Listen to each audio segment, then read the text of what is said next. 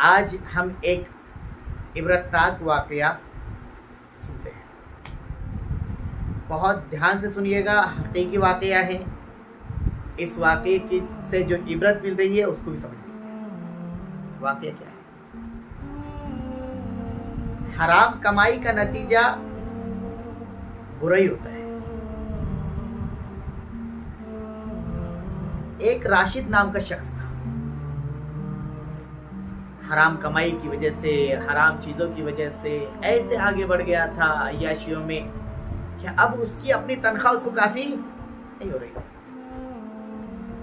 बल्कि अब तनख्वाह नाकाफ़ी हो रही है और ख्वाहिशात बढ़ी हुई है, अय्याशियाँ बढ़ी हुई है। ऐसे मौके पर अब ये प्लानिंग जहन में आ रही है कि हर वक्त में कि मैं क्या करूं, कुछ ना कुछ मुझे ऐसी चीज़ मिल जाए जिसकी बुनियाद पर मैं आसानी के साथ अपनी ख्वाहिशात पूरी कर सकूं। यही सोच में, यही फिक्र में हमेशा रहता था। उसके घर के सामने एक जनरल स्टोर था। उस जनरल स्टोर के मालिक का नाम माजिद था। अब राशिद उसके साथ उठने बैठने लग गया।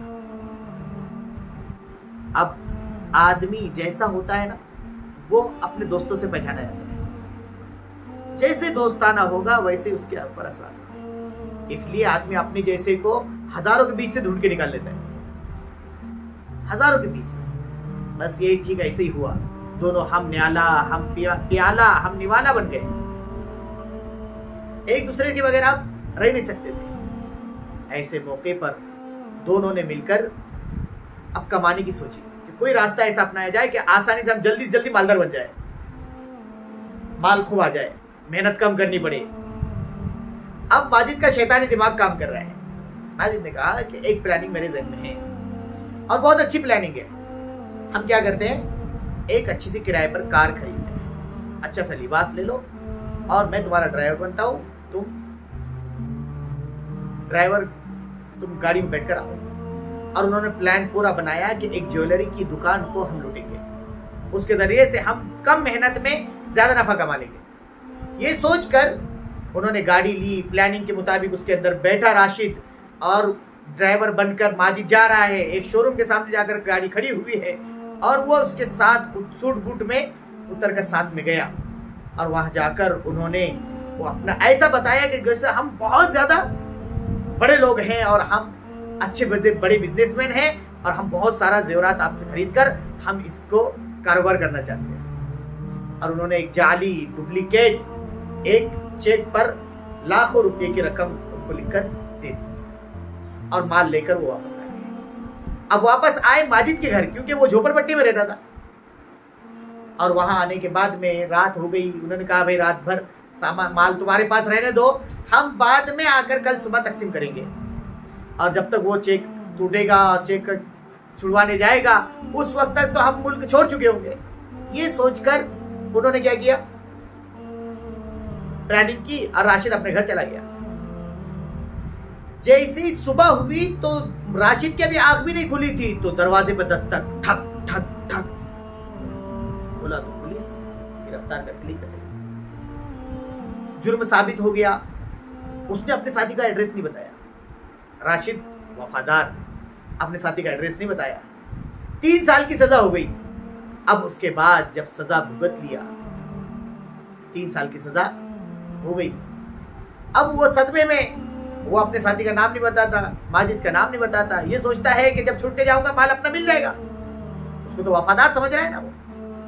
अब हुआ ये कि उसके गम में इजाफा उस वक्त में हुआ कि जब उसको वो खत मिला जो माजिद ने लिखा था।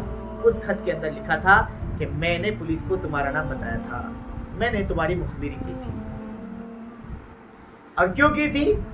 कि मैं नहीं चाहता था कि तुम उस माल में मेरे साथ शरीक हो और आधा आधे में मेरी ख्वाहिशात अधूरी रह जाए। इसलिए कि मेरा सपना यह था कि मैं कनाडा जाकर बसूं और वहां जाकर अपनी अय्याशी के साथ जिंदगी गुजार सकूं, ऐशो इशरत की जिंदगी गुजार सकूं। इसलिए मैंने तुम्हारा नाम बता दिया और तुम्हें फंसा दिया। राशिद तो सर पकड़ कर बैठ गया, ये क्या हो गया मेरे साथ।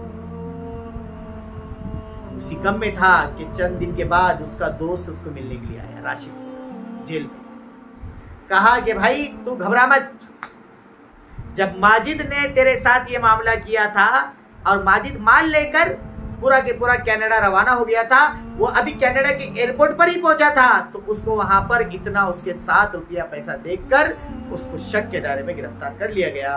और बाद में पता चला कि वो चोरी का माल है, वो लुटाई का माल है, लूटा हुआ माल है। इस बुनियाद पर उसको जेल हो गई।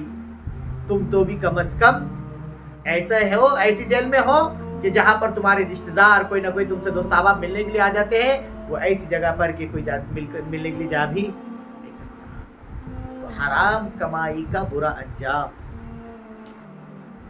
इसलिए कि हराम के चक्कर में आदमी मालदार बनने के चक्कर में गलत रास्ता इख्तियार करता है और आदमी को उसका बुरा अंजाम भुगतना पड़ता है। इसीलिए रसूलुल्लाह सल्लल्लाहु अलैहि वसल्लम की हदीस है, आपने फरमाया कि हराम माल में कभी बरकत नहीं होती, हराम माल में कभी बरकत नहीं होती, वो माल कभी बचता नहीं है। इसलिए और अगर हराम कमाई छोड़कर आदमी दुनिया से जाता है तो प्यारे आका ने फरमाया वो अपने जहन्नम के अजाब को दोबाला कर लेता है, इजाफा कर लेता है। इसलिए मेरे भाइयों, हमेशा हलाल रोजी की तरफ अपना कदम उठाना, हराम लुकमे की तरफ कभी ढाक कर भी मत देखना। हमेशा याद रखिएगा, हराम कमाई का बुरा अंजाम होता है। अल्लाह सबको इन वाक़या से